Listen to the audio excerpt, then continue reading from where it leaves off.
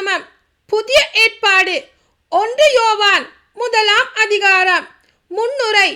வாழ்வு அளிக்கும் வாக்கு. தொடக்கம் முதல் இருந்த வாழ்வு அளிக்கும் வாக்கை நாங்கள் கேட்டோம், கண்ணால் கண்டோம், உற்று நோக்கினோம், கையால் தொட்டுணர்ந்தோம். வெளிப்படுத்தப்பட்ட அந்த வாழ்வை நாங்கள் கண்டோம், அதற்கு சார்ந்து பகர்கிறோம். தந்தையோடு இருந்ததும் எங்களுக்கு வெளிப்படுத்தப்பட்டதுமான அந்த நிலை வாழ்வு பற்றி உங்களுக்கு அறிவிக்கிறோம். தந்தையுடனும் அவருடைய மகன் இயேசு கிறிஸ்துவுடனும் நாங்கள் கொண்டுள்ள நட்புறவை நீங்களும் கொண்டிருக்குமாறு நாங்கள் கண்டதை நாங்கள் கேட்டதை உங்களுக்கு அறிவிக்கிறோம்.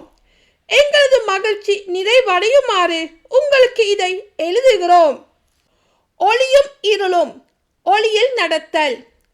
நாங்கள் அவரிடமிருந்து கேட்டறிந்து உங்களுக்கு அறிவிக்கும் செய்தி இதுவே: கடவுள் ஒளியாய் இருக்கிறார், அவரிடம் இருள் என்பதே இல்லை.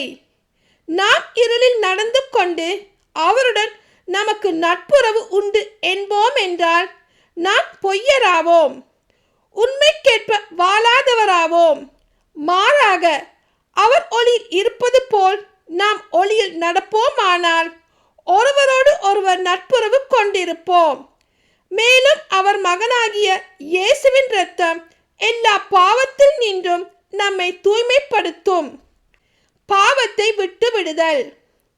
ஆனால் பாவம் நம்மிடம் இல்லை என்போம் என்றால் நம்மையே நாம் ஏமாற்றிக் கொள்வோம், உண்மையும் நம்மிடம் இராது. மாறாக நம் பாவங்களை நாம் ஒப்புக்கொள்வோம் என்றால் கடவுள் நம் பாவங்களை மன்னித்து குற்றம் அனைத்திலிருந்தும் நம்மை தூய்மைப்படுத்துவார். ஏனெனில் அவர் நம்பிக்கைக்குரியவர், நேர்மை உள்ளவர்.